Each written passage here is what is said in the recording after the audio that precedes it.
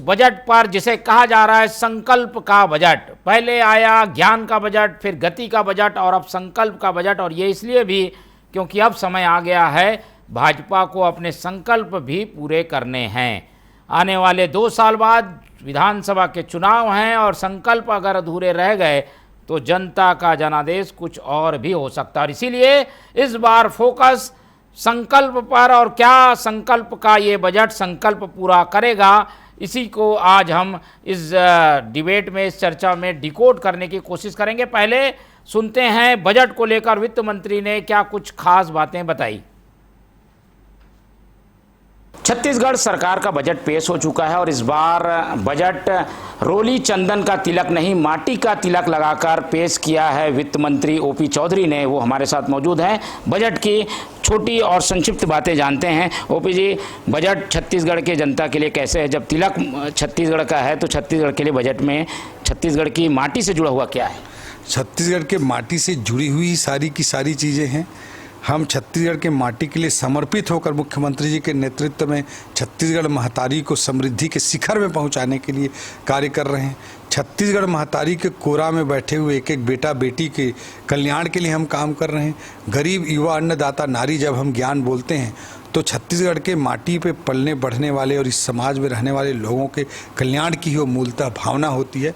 और उसके लिए एक सस्टेनेबल मॉडल जिसमें आर्थिक विकास भी हो और गरीब युवा अन्नदाता नारी के कल्याण की योजनाएं भी हैं, उसका एक समेकित और समग्र होलिस्टिक प्रारूप प्रस्तुत किया गया। छत्तीसगढ़ जब सरकार में आप लोग आ रहे थे तो संकल्प पत्र लाया था।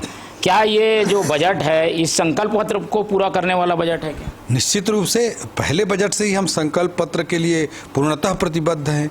चाहे हम उस पहले ही बजट में किसान समृद्धि योजना लेकर के, कृषक उन्नति योजना लेकर के हम आए 10,000 करोड़ रुपए की, महतारी वंदन योजना लगातार लेकर के हैं। इस बजट में 8,200 करोड़ का प्रावधान है। प्रधानमंत्री आवास योजना के लिए इस बजट में 4,000 करोड़ का प्रावधान है, पहले बजट से जो चला रहा है। 2 साल के बोनस की व्यवस्था की है। ये सब कुछ हमारे संकल्प पत्र को, मोदी की गारंटी को समर्पित सारी योजनाएं थी। उन सब के अलावा अभी देखिए रानी दुर्गावती योजना हम संकल्प पत्र से उठाकर लाए हैं, जिसमें 18 साल की उम्र पूरा होने पर बहनों को 1.5 लाख रुपए की राशि मिलेगी। जो पंजीयन शुल्क है उसमें माताओं बहनों को 50% छूट देने का प्रावधान किया गया है। उनका सशक्तिकरण करने के दृष्टि से भी संकल्प पत्र का बिंदु है। तो संकल्प पत्र के लिए पूर्णतः प्रतिबद्ध हमारी ये सरकार है और संकल्प की रणनीति भी है, जिससे हम आर्थिक विकास भी करेंगे और समाज के आखिरी छोर पर खड़े व्यक्ति का कल्याण भी सुनिश्चित करेंगे। छत्तीसगढ़ की अर्थव्यवस्था कृषि प्रधान है, तो क्या कृषि प्रधान में 2 कदम और आगे बढ़कर किसानों के लिए, आगे के लिए आपने कुछ प्लान रखी है? निश्चित रूप से हमारे किसान भाइयों को इस साल के पैसा जो अभी जाने वाला है, अंतर की राशि होली के पहले ही भेज दी जाएगी, उसको अगर जोड़ लिया जाए तो 1,40,000 करोड़ रुपए का पेमेंट हुआ है। इतने मात्रा में धान की खरीदी, 3,100 रुपये से में धान की खरीदी देश के किसी राज्य में कभी भी नहीं हुआ है। देखते हुए कि साइज़ को, जनसंख्या को देखते हुए, तो इतना बड़ा योजना किसान भाइयों के लिए पूर्णतः समर्पित होता है। मोटा मोटी 18-20 हज़ार करोड़ रुपए हम किसानों की धान खरीदी के लिए ही पूर्णतः प्रतिबद्ध होकर के खर्च करते हैं। इसके अलावा जो भी कृषक उन्नति योजना है उसका दायरा दलहनों तक, अन्य फसलों तक भी उसको विस्तारित करने का काम किया गया है। किसान भाइयों को 5 HP का पंप हम बिजली सब्सिडी देते हैं, उसमें 5,500 करोड़ रुपया खर्च करने की इस बजट में प्रावधान किया गया है। तो इस तरह से किसानों के लिए तो सबसे समर्पित बजट हमारे छत्तीसगढ़ का होता है। तो यही है समावेशी विकास को ध्यान में रखकर बनाया गया बजट, और इसीलिए कहा गया है कि समस्याएं, चुनौती कितनी भी ज्यादा हो लेकिन संगठन मजबूत हो तो उस पर पार पाया जा सकता है। उस बात को ध्यान रखकर बजट आया है। हमारी शुभकामनाएं हैं। कैमरामैन दुर्गेश के साथ मोहन तिवारी, रायपुर। तो आपने सुना वित्त मंत्री ओपी चौधरी किस तरीके से संकल्प को लेकर एक दृढ़ संकल्पित दिखे और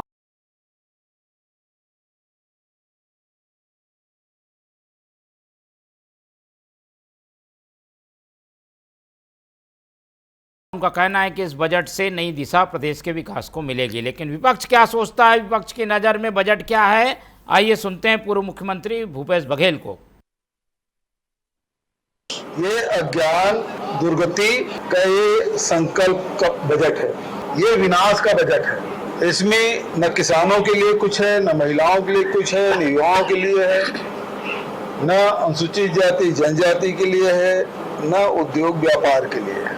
निराशा भरा बजट। एक एक गांव की सड़क का, एक एक चौराहा, चौक चौराहे का नाम, और तो 1.25 घंटा तक इसमें, मतलब इस बजट में कुछ भी नहीं। तीसरा बजट है और सब घर में नल पहुंचाएंगे बोले थे, कहाँ आज तक चल रहा है? सब पानी टंकी खड़ी हुई है, नल के टूटी लगे हुए हैं, सारे जो सीसी रोड बने थे सब उखाड़ दिए और बर्बादी अलग। ये स्थिति है। तो विपक्ष का अपना नजरिया है बजट को लेकर, पक्ष विपक्ष आमने सामने हैं, लेकिन हम आज मंथन करके जानने की कोशिश करेंगे कि आखिर बजट में छत्तीसगढ़ की जनता को मिला क्या। इस चर्चा को शुरू करते हैं उससे पहले मिल लेते हैं उन मेहमानों से जो इस चर्चा में हमारे साथ रहेंगे। हम बहुत स्वागत करेंगे। हमारे साथ मौजूद हैं हमारे स्टूडियो में कांग्रेस का पक्ष रखने के लिए कांग्रेस के तेज तर्रार नेता कन्हैयालाल अग्रवाल जी, बहुत स्वागत है आपका इस पूरे मामले में। बीजेपी का पक्ष रखने के लिए हमारे साथ मौजूद हैं सुनील चौधरी जी, बहुत स्वागत है आपका। और बजट की बारीकियों को अर्थशास्त्रीय नज़रिए से सरल भाषा में हमें समझाएंगे, विश्लेषण करेंगे अर्थशास्त्रीय तपेश गुप्ता जी, बहुत स्वागत है आपका। तो तीनों मेहमान हमारे साथ बने हुए हैं। बजट की बारीकियां हमने बता दी, नाम संकल्प है ये भी बता दिया, आखिर इस बजट से मिलने क्या आ रहा है। पहले एक अर्थशास्त्री नज़रिया ले लेते हैं, फिर पक्ष की ओर चलेंगे। सबसे पहले तपेश गुप्ता जी, क्या समझते हैं इस बजट में? प्रावधान काफ़ी बड़ा, बजट का साइज़ बढ़ा, लेकिन क्या जो संकल्प नाम इसको दिया गया है उस पर ये खरा उतरेगा? नामकरण के बिंदुओं को मैं छोड़ता हूँ, क्योंकि अब एक नया ट्रेंड चल गया कि जो बजट आता है उसका नामकरण कर दिया जाए। लेकिन इस बजट में हर जाति का, हर वर्ग का, महिला, पुरुष, हरिजन, आदिवासी, पिछड़ा वर्ग, छात्र, छात्राओं, महिला, पुरुष, किसान, बेरोजगार, रोजगार वाले, ये सभी चीज़ों को बांधकर नहर की भी व्यवस्था, सिंचाई की व्यवस्था की बात हो रही है, पीडब्ल्यूडी की बात हो रही है, स्वास्थ्य निर्माण की बात हो रही है, स्कूल कॉलेज में पढ़ाई के साथ साथ उनके रोजगार मूलक पाठ्यक्रम के बारे में बातचीत हो रही है, उनके इंटर्नशिप की बात हो रही है। पास करके निकल गए तो पीएससी, यूपीएससी के परीक्षाओं की तैयारी के लिए कोचिंग की बातें हो रही है। मंजिल जैसी योजनाएं शुरू की जा रही है ताकि अपने लोग अपने लक्ष्य को हासिल कर ले। तो ये सब चीज़ों को देखते हुए मुझे ये बजट बहुत ही अच्छा लगा। मतलब मैं धीरे धीरे, मैं तो लगभग 1979 से बजट देखते आ रहा हूँ। मुझे पहली बार ये बजट मिला जो समग्र विकास की बात कर रहा है। कभी कृषि के विकास की बात होती थी, किसानों को उत्थान की बात होती थी, कभी औद्योगिकरण की बात होती थी, कभी हरित क्रांति पे आ जाते थे, कभी बेरोजगारी की बात उठती थी, गरीबी हटाओ चलता था, बाकी चीज़ें छूट जाया करती थी। लेकिन इस बार मैंने देखा कि बस्तर में भी सड़क निर्माण की योजना है तो सरगुजा में भी है, रायपुर में शहर है, कुछ रोड बने हुए हैं फिर भी ट्रैफिक का प्रॉब्लम है तो ओवर ब्रिज, अंडर ब्रिज का प्रावधान दे रखा है। नया रायपुर बना है, वहाँ पे औद्योगिक क्षेत्र है, वहाँ पे जो चीज़ों की आवश्यकता है उन चीज़ों को ध्यान में रखा है। महाविद्यालय में एक्सेलेंसी को ध्यान में रख के उनके लिए बजट आवंटित किया गया है। ये सब चीज़ें जो दिख रही है, और पिछले साल की तुलना में ये बजट थोड़ा सा ज़्यादा है, बहुत ज़्यादा नहीं बढ़ाया है, और घाटा भी इतना ज़्यादा नहीं है जो कि उन सीमाओं का लांग दे 3% से ज़्यादा का, वो भी नहीं है। तो ये चीज़ें देखने के बाद मुझे ऐसा लगा कि वास्तव में इस बार अध्ययन करके सभी पहलुओं को ज़मीन से जुड़ा हुआ, मैंने देखा रायगढ़ क्षेत्र के छोटे छोटे रोडों का निर्माण किया गया, गांव का। मतलब ये है कि बिल्कुल पैरामीटर फिक्स करके, जैसे मैं आपके यहाँ डिबेट में कहा था कि नीचे से आती है जानकारियाँ विकासखंड और जिला स्तर से, उसी के आधार पर बजट बनता है। वो चीज़ें अब इस पर बिल्कुल प्रमाणित हुई कि अबुझमाड़ से लेके सरगुजा और रायगढ़ जैसे क्षेत्रों के रिमोट एरिया के रोड बनाया जा रहा है। अंबागढ़ चौकी, इधर सब तरफ का कोई क्षेत्र ऐसा नहीं बच रहा है जहाँ की विकास का पहुँच मार्ग ना बन रहा हो। हर जगह किसी न किसी प्रकार का, हम कह रहे थे चिकित्सा का, इन्होंने चिकित्सालय भी बना दिया, मतलब उसके साथ साथ इन्होंने कॉलेज भी खोल दिया, मेडिकल कॉलेज उधर भी। ये चीज़ें बहुत ही अद्भुत और आश्चर्यजनक तरीके से लगा। ये एक ऐसा मिक्सचर तैयार हुआ है जो कि मैं मानता हूँ कि 2047 का जो विज़न है उसको अचीव करेगा। अगर ऐसे ही बजट लगातार आते रहे तो 2-3 वर्षों में हमारा राज्य परिपक्व होगा और इस प्रकार के जो फूड प्रोसेसिंग यूनिट या डेयरी फार्मिंग की चीज़ें जो बताई जा रही है, ये रोजगार मूलक है। ये सिर्फ व्यापार नहीं बढ़ाएंगे, तो लोगों को रोजगार भी देंगे। और यह भी कहा गया है कि हम युवकों को रोजगार देने का मौका देना चाहते हैं अपने स्वयं के व्यापार करके। तो ये सब बातें जो आ रही है, ये बहुत ही सकारात्मक और एक प्रकार से नारी की सुरक्षा को प्रदान करने वाले थाने बढ़ाए जा रहे हैं जी, अपराध की संख्या और नियंत्रण की शक्ति को बढ़ाने के लिए। तो ये सब चीज़ें, इतनी बारीक सोच अद्भुत है। मैं इस बजट को 100 में 100 मार्क्स दूंगा। ठीक है, संतुलन को ध्यान रखा गया और बजट बनकर तैयार है। लेकिन कांग्रेस का नज़रिया अभी पहले सुन लेते हैं, फिर जवाब चौधरी जी से लेंगे। कन्हैया जी, बजट के अर्थशास्त्री पहलू के हिसाब से तो संतुलन दिखाई देता है, कांग्रेस के हिसाब से क्या दिखाई देता है? देखिए मोहन जी, बजट जब आता है उसके पहले भी शुभकामनाएं हमारी होती है, और बजट जब लेके आ रहे हैं तब भी हम तो शुभकामनाएं प्रेषित करते हैं कि जो बजट वो लेकर के आए हैं, जो वादे उसमें किए गए हैं, जो घोषणाएं उसमें की गई है, उसका अनुपालन वो कर सकें।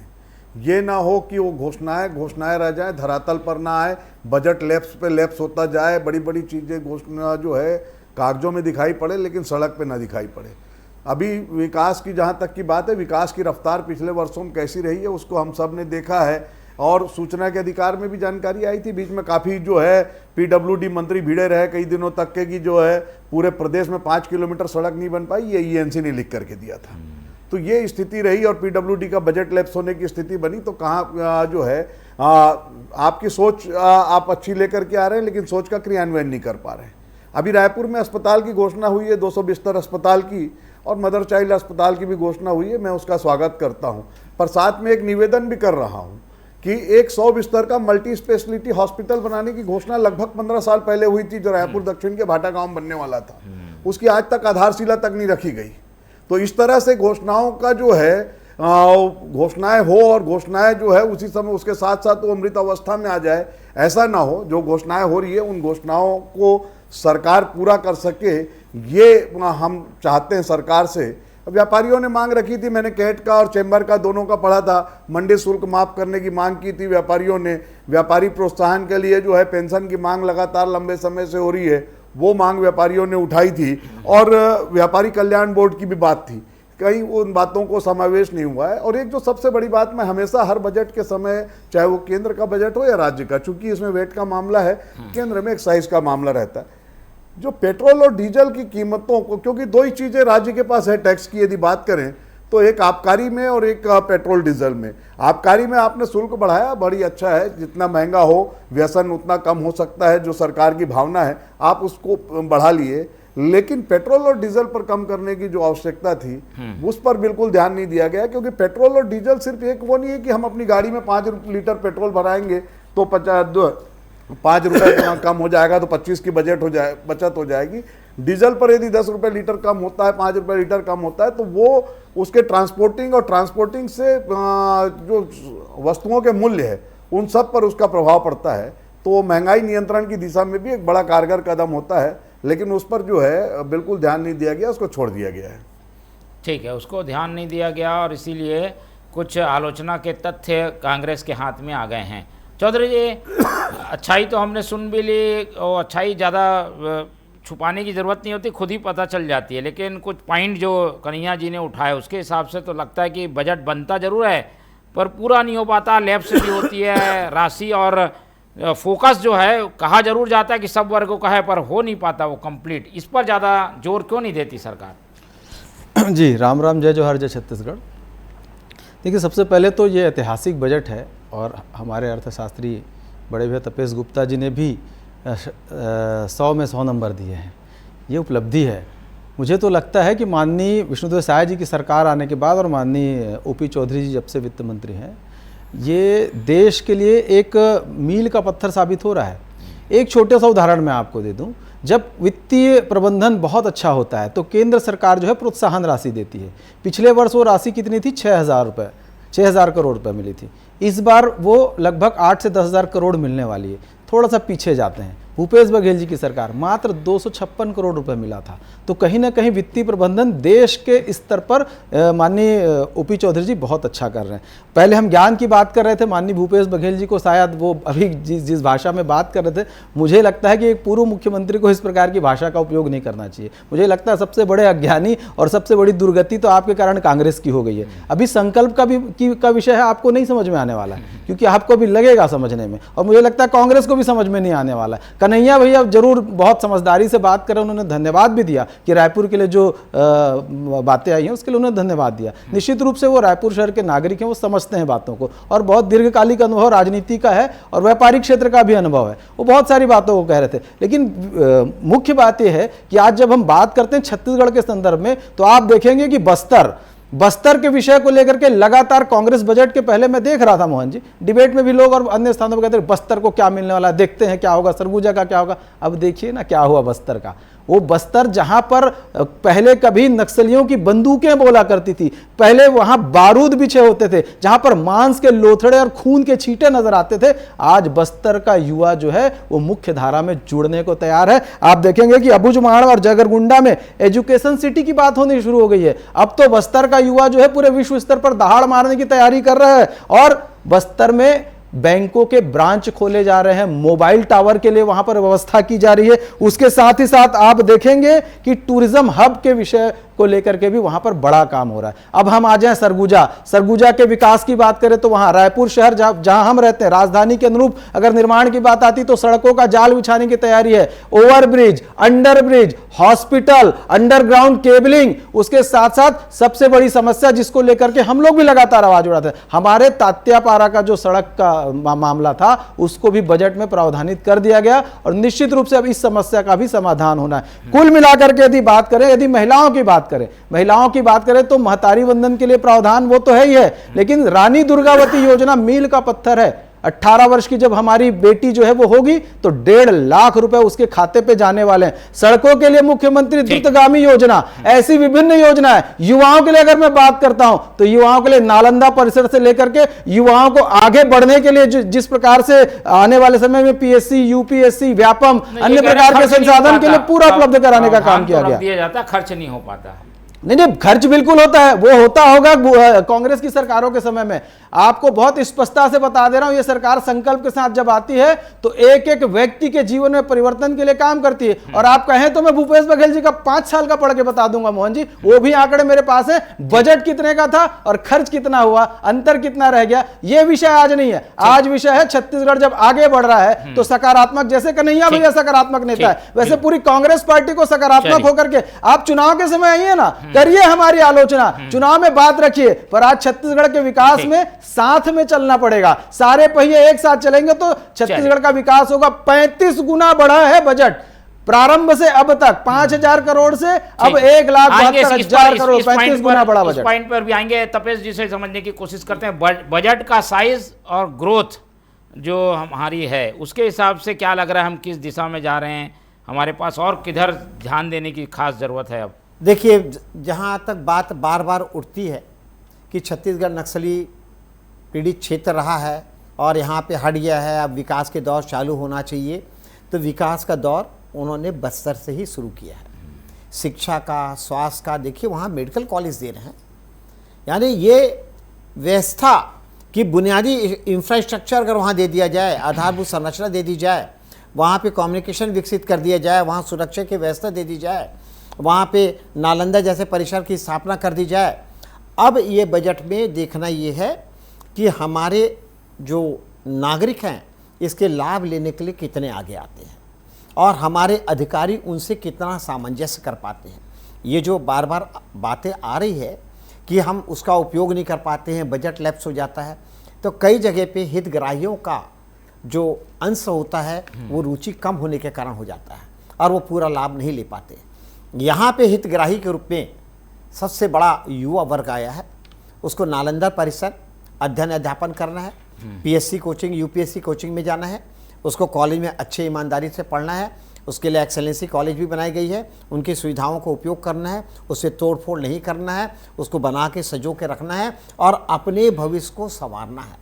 रोजगार के कई अवसर देने की बात हुई है, कई प्रकार के प्रशिक्षण देने की बात हुई है, लेकिन वो प्रशिक्षण में आए। ये सब चीज़ें वो नहीं है कि जिसको कि 2 चम्मच खांसी की दवा पिला दिए, सवेरे पिए शाम को ठीक।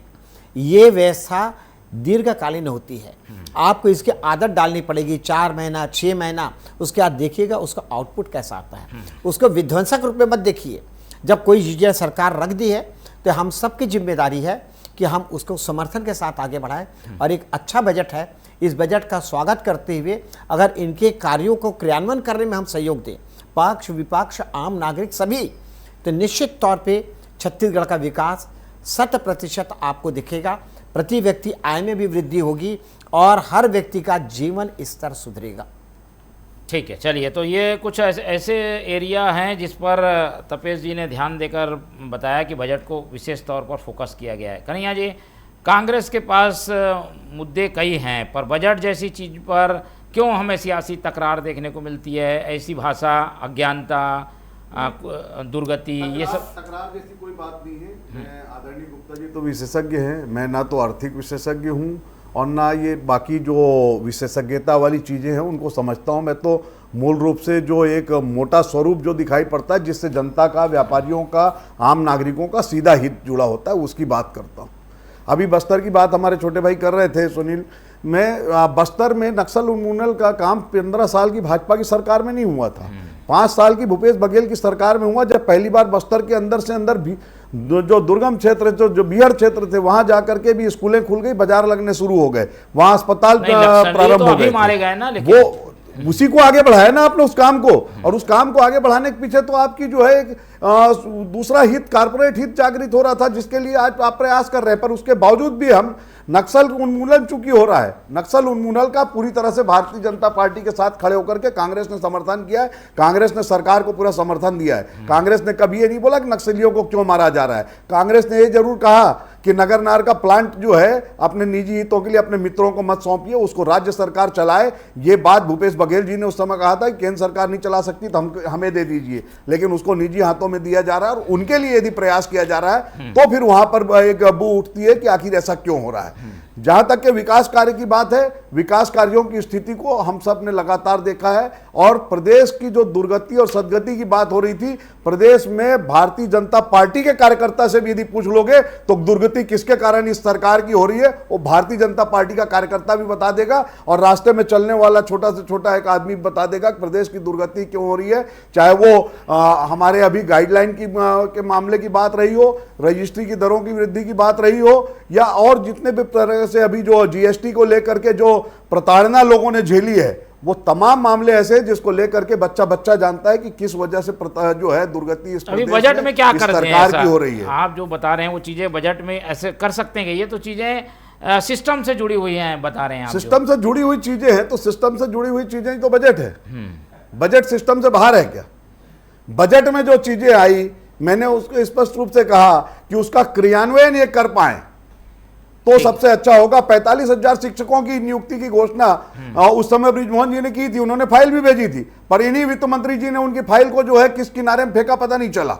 आज तक वो 45,000 शिक्षकों की नियुक्ति नहीं हो पाई है, बल्कि 10,000 स्कूल बंद कर दिए गए हैं तो युक्तकरण के नाम पर। तो हम नई स्कूलों को खोलना, नई कॉलेजों को खोलने की बात कर रहे हैं और 10,000 स्कूलों को बंद करके हम क्या दे रहे हैं मैसेज? आरटीई के तहत, शिक्षा के अधिकार के तहत क्लास 1 से जो है प्रवेश की बात हो गई है, नर्सरी क्लास 1 क्लास 2 में वो बच्चा उन्हीं प्राइवेट स्कूलों में जा करके पैसे दे करके पढ़ेगा और यदि वो नहीं पढ़ पाएगा तो क्लास 1 में वो उनसे पिछड़ जाएगा। कुल मिलाकर आंकड़े हैं, आंकड़ों की बाजीगरी में आप लोग जरूर अच्छे दिख रहे हैं, पर अंदर चीजें हकीकत में नहीं है, ऐसा कहना है कांग्रेस का। आंकड़ों की बाजीगरी का तो कोई विषय ही नहीं आया।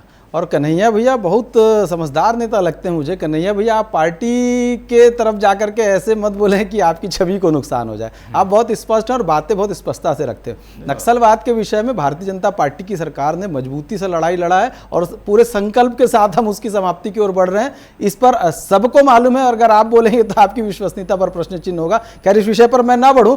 अभी देखिए, अभी लगातार जिन बातों को कांग्रेस कहती है, कांग्रेस का आरोप है, ठीक है, विपक्ष के नाते आप आरोप लगाइए, लेकिन छत्तीसगढ़ में आज एक माहौल बना है ना, उद्योग धंधे व्यापार के लिए भी माहौल बना है। और मैं आपको बता दूं कि 3,50,000 करोड़ से ज्यादा के निवेश के प्रस्ताव प्राप्त हुए हैं। कन्हैया भैया तो व्यापारिक क्षेत्र से आते हैं, तो वो एक माहौल बना। अगर उसके बाद अगर आप ट्रांसपोर्टेशन की बात करें तो सड़कों की आवश्यकता है, उस सड़कों का जाल बिछाने का काम जो है वो सरकार कर रही है। आप देखेंगे कि रेल परियोजनाओं में लगभग 47,000 करोड़ के काम छत्तीसगढ़ में चल रहे हैं। उससे लाभ किसको होगा? हमारे छत्तीसगढ़िया व्यापारियों को भी तो होगा लाभ, आपको भी तो उससे लाभ होने वाला है। और अगर बात करें तो मेट्रो रेल की परियोजना के विषय में काम शुरू हो रहा है, उसमें भी बात हो रही है। वायु योजना के अंतर्गत जो है, जो हमारे विमान उड़ते हैं उसकी नाइट लैंडिंग कैसे हो, उसकी कैसे कनेक्टिविटी बने, अंबिकापुर से बने, कैसे जगदलपुर से बने। ठीक है, अभी कुछ विषयों पर बंद हो गया था, उस बात को भी स्वीकार करते हैं, लेकिन बंद हो गया तो शुरू भी करना है, उसको आगे लेकर के जाना है। और उससे लाभ किसको होगा? छत्तीसगढ़ की जनता को होगा। छत्तीसगढ़ की जनता के हित के लिए ये सरकार लगातार काम कर रही है और स्वास्थ्य जैसे विषयों पर तो बहुत गंभीरता से सरकार काम कर रही है। आप देखेंगे होम्योपैथी का पहला कॉलेज रायपुर में खुलने वाला है। आप मेडिकल कॉलेज की घोषणा हो गई, बच्चों के लिए IIT की घोषणा हो गई, IIIT की घोषणा हो गई, एजुकेशन हब बनाने के दिशा में हम लोग प्रयास करना शुरू कर दिए। लखपति दीदी, उसके अलावा बहनों को जो है पिकनिक के रूप में ले जाकर के हम वहां पर उनको दर्शन भी कराएंगे। जो हमारे जो शक्तिपीठ है, शक्तिपीठ योजना के अंतर्गत में दर्शन का भी लाभ जो है सबको मिलने वाला है। कुल मिलाकर के प्रत्येक क्षेत्र में युवा जो है वो ज्ञान का भंडार लेकर के छत्तीसगढ़ से निकलने वाला है। जगह जगह पर उसको ज्ञान मिले, शिक्षा का मंदिर स्थापित हो और भविष्य जो है वो मजबूती से आ गया है। इस दिशा में सरकार प्रयास कर रही है और दीर्घकालीन प्रयास है। हम नहीं कहते आज सब ठीक हो जाएगा, लेकिन हम ये कहते हैं कि ये ठीक होगा, संकल्प के साथ ठीक होगा। और वही हमारा संकल्प है कि समावेशी विकास हो, अधोसंरचना मजबूती से बने, निवेश आए, मानव संसाधन जो है कुशल हो और उसके साथ साथ जो है अंत्योदय की भावना जो है उसको लेकर के काम करने वाली हमारी सरकार है। तो पॉलिसी की भी अच्छी घोषणा है। इस प्रकार से जो संकल्प है सब जान रहे हैं, ये सब कुछ होने वाला है। केवल इतना ही आग्रह रहेगा, विपक्ष सकारात्मक रहे। अगर विपक्ष की नकारात्मकता रहेगी तो उनकी विश्वसनीयता पर प्रश्न चिन्ह होगा। जल्दी 10 सेकंड 15 सेकंड। बेहद सकारात्मक रहा। आप तो ज्यादा ही सकारात्मक हैं। हत्या कर ली, किसानों का धान खरीदा नहीं गया है, तो ये अव्यवस्था, घोर अव्यवस्था और किसानों को और ग्रामीण अर्थव्यवस्था को मजबूत 10,000 करोड़ रुपए दे रहे हैं। ये बड़ा उदाहरण है। एक बार में चैनल पे डिबेट पे मैंने बताया 10,000 करोड़ एक बार में, दो जगह के होली के पहले धान खरीदी नहीं होने के कारण आत्महत्या की है। यदि ऐसी आत्महत्याएं होती है तो इस सरकार के ऊपर जो है प्रश्न चिन्ह लगना स्वाभाविक है। पहले भी 2013 में जब सरकार ने बजट पे जो घोषणा पत्र के बाद इन्होंने वचन पत्र लाया था, वो वचन पत्र के बाद अब संकल्प पत्र लेकर के आए हैं। तो जो घोषणाएं पूरी नहीं हुई तो उन्होंने कहा था कि अब हम संकल्प ले रहे हैं। वो संकल्प पूरे नहीं हुए थे, तब तो 15 सीट पे आए थे। समय की बाध्यता है और समय खत्म हो गया, इसलिए चर्चा ज्यादा नहीं कर पाएंगे। इस चर्चा में हमारे साथ सुनील चौधरी जी जुड़े, उनका धन्यवाद। तपेश गुप्ता जी ने समय दिया, उनका धन्यवाद। और कन्हैया जी ने अपना कीमती समय निकाला, उनका बहुत बहुत धन्यवाद। तो तीनों मेहमानों को धन्यवाद कहते हुए आज की ये चर्चा यहीं ख़त्म करते हैं और आप लोग से रखते हैं उम्मीद कि आप लोग देखते रहेंगे TV 24। रखिए अपना बहुत ख्याल। नमस्कार।